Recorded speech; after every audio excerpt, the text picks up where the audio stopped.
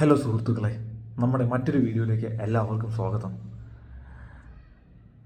എനിക്കിപ്പോൾ എന്താ പറയേണ്ടതെന്ന് അറിയില്ല. പലപ്പോഴും ഞാൻ ഇതേക്കുറിച്ചിട്ട് ഞങ്ങളുടെ ഫാമിലി സ്ട്രീമിങ്ങിൽ സംസാരിച്ചിട്ടുള്ള ടോപ്പിക്കാണ്. പിന്നെയും ഇതേക്കുറിച്ച് സംസാരിക്കേണ്ടി വരുന്നു. ഇത് എൻ്റെ സ്പേസാണ്, എൻ്റെ തോട്ട് പ്രോസസ്സ് ഞാനിവിടെ ഷെയർ ചെയ്യുന്നത് മാത്രമല്ലേ ഉള്ളൂ. സോ കാര്യത്തിലേക്ക് വരാം. നമുക്ക് എല്ലാവർക്കും അറിയാം, ദീപക് എന്നൊരു ചെറുപ്പക്കാരന് ജീവിതം നഷ്ടപ്പെട്ടു. സോഷ്യൽ മീഡിയയിലും ഒക്കെ എല്ലായിടത്തും കത്തി നിൽക്കുന്നു. എന്തൊക്കെ തന്നെയല്ല, എത്രയൊക്കെ കത്തിയാലും ഞാൻ ഉൾപ്പെടെ പലരും കുറച്ച് ദിവസങ്ങൾ കഴിയുമ്പോൾ ഈ ന്യൂസ് മറക്കും. വാർത്താ ചാനലുകൾ ഉറപ്പായിട്ടും മറക്കും. അവർക്ക് മറ്റൊരു സെൻസേഷണൽ കണ്ടന്റ് ഇപ്പോൾ അതിൻ്റെ പിന്നാലെ പോകും. പക്ഷെ നഷ്ടം ആ അമ്മയ്ക്കും ആ കുടുംബത്തിനും ആ അച്ഛനും ഒക്കെയാണ്. സോ വാട്ട് എവർ, ഒരിക്കൽ കൂടി ആ സഹോദരന് വേണ്ടി പ്രാർത്ഥിച്ചുകൊണ്ട് ഇന്നത്തെ വീഡിയോ തുടങ്ങാം. ഈ വീഡിയോയുടെ പർപ്പസ് എന്താണെന്ന് വെച്ചാൽ, ഞാൻ ഫേസ്ബുക്കിൽ ഒരു പോസ്റ്റ് കണ്ടു, ഒരു സഹോദരിയുടെ, ഒരു സ്ത്രീയുടെ പോസ്റ്റ്. ആ പോസ്റ്റ് ഈ ദീപക് ഇഷ്യൂവിലെ പ്രതി എന്ന് സംശയിക്കുന്ന വ്യക്തിയെ സപ്പോർട്ട് ചെയ്തുകൊണ്ട് ആയിരുന്നു. പക്ഷെ ഡയറക്റ്റായിട്ട് സപ്പോർട്ട് ചെയ്തൊന്നും ഒരിക്കലും പറയും, ഡയറക്റ്റായിട്ട് സപ്പോർട്ട് അല്ലായിരുന്നു. അതീ പറഞ്ഞ കാര്യങ്ങൾ ഈ പർട്ടിക്കുലർ ഒരു സർട്ടൻ ഫെമിനിസം അല്ലെങ്കിൽ പുരുഷ വിദ്വേഷം പുലർത്തുന്ന പോലത്തെ ഒരു പോസ്റ്റായിരുന്നു. എല്ലാ പുരുഷന്മാരും അങ്ങനെയാണ് ഇങ്ങനെയാണ്. അത് മനസ്സിലാക്കാം. ഫെമിനിസം തലയ്ക്ക് പിടിച്ച പലരും അങ്ങനെയൊക്കെ പറയുന്നുണ്ട്. പലർക്കും ഫെമിനിസം എന്ന് പറയുന്നത് പലതാണ്. എന്നെ സംബന്ധിച്ച് ഫെമിനിസം എന്ന് പറയുന്നത് വുമൺ എംപവർമെൻ്റ് ആണ്, ഇക്വാലിറ്റി ആണ്.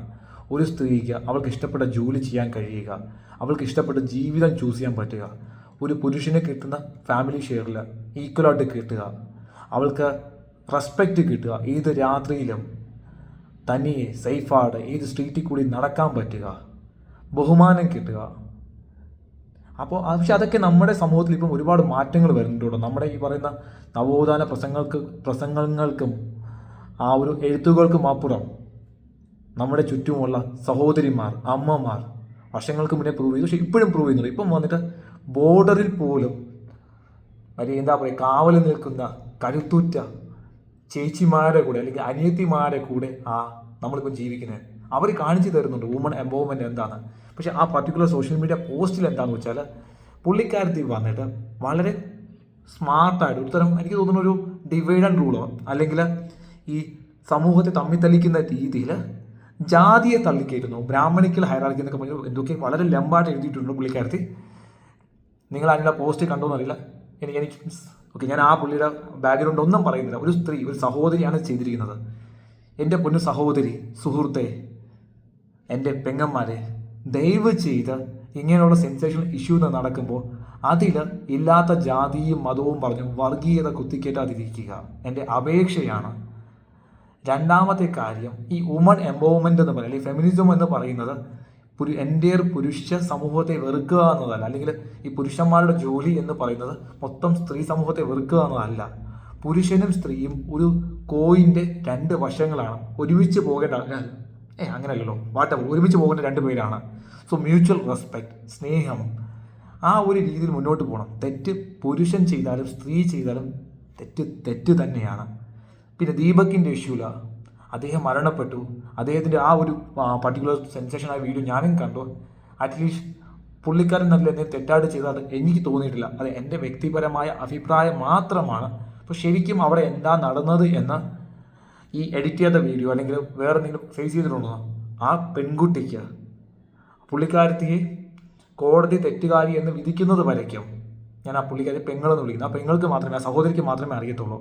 സോ നമുക്ക് പ്രൂവ് ചെയ്യാമല്ലോ. കാരണം ഇന്ത്യൻ ജുഡീഷ്യറിയിൽ അല്ലെങ്കിൽ ആസ് പെർ ഇന്ത്യൻ ലോസ് അല്ലെങ്കിൽ നമ്മുടെ ആ ഒരു ഇൻവെസ്റ്റിഗേഷൻ മെത്തേഡ്സിൽ നാർക്കോ അനാലിസിസും പോളിഗ്രാഫ് പോലുള്ള പല ടെസ്റ്റുകളും സയൻറ്റിഫിക് ടെസ്റ്റുകളും ഉള്ള ഓപ്ഷൻസ് ഉണ്ടെന്നാണ് ഞാൻ മനസ്സിലാക്കിയിട്ടുള്ളത്.